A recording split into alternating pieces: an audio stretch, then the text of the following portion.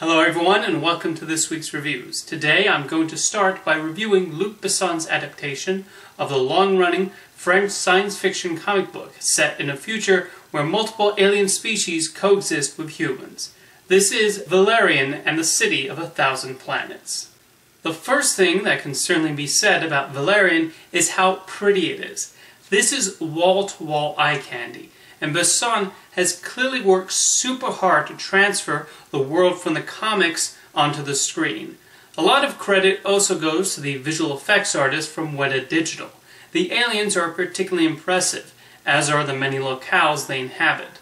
The world building is imaginative and creative, and a lot of thought has been put into every corner of this galaxy. It's a shame I was otherwise largely unengaged by the story and the characters. I found Valerian and Nolan, the two leads, to be rather dull, not helped by the performances from Nolan and Cara Delevingne. They're certainly trying, but I found they lacked any sort of charisma and chemistry.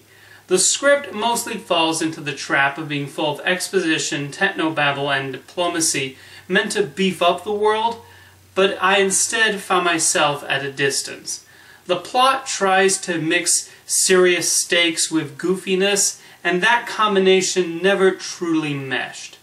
Oddly enough, I found easily the best part was when the film takes a slight detour from the plot. It's a 20-minute section that does not have much to do with anything else, but it contained a lot of the whimsy, humor, and fun I found largely missing from the rest of the movie. That portion of the film, when Rihanna helps out Valerian and Nolan on their adventure, is when it really lit up for me. It's like a great short film, right smack dab in the middle of this otherwise dull affair. Valerian is destined to be the demo screen on many television sets at your local Best Buy. Next up is Christopher Nolan's World War II film based on the true story when British soldiers were stranded on the shores of Dunkirk. With the film, Nolan does something extraordinary with time, as he jumps between the soldiers on the ground, the pilots in the air, and a boat on the English Channel.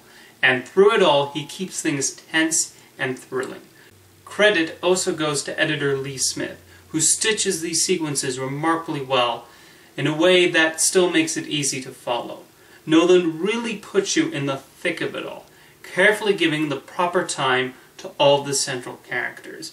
These men and women were certainly brave, but Dunkirk also shows how scared they were and the terrors felt in every scene. And one is not sure when the Nazi pilots are going to swoop in and bomb them. The entire production is so brilliantly crafted, and Nolan gives just enough insight into each of the central figures, though there is not a specific main character. These are a series of individuals we follow with their own arcs and stories, and none of them feel underdeveloped. The production is excellently mounted, and there's so much attention to detail. This is not a popcorn film in the slightest, although Nolan does a fantastic job of directing the dogfights. He takes the material seriously, and with the absolute care and respect it deserves. This works as not only a grand piece of filmmaking, but a worthy tribute to those who found themselves in this situation, and a memorial to those who sadly lost their lives. I think Dunkirk is one of Christopher Nolan's finest films, and is sure to be one of the best World War II films brought to screen. Thank you for watching this week's reviews, and I'll see you next time.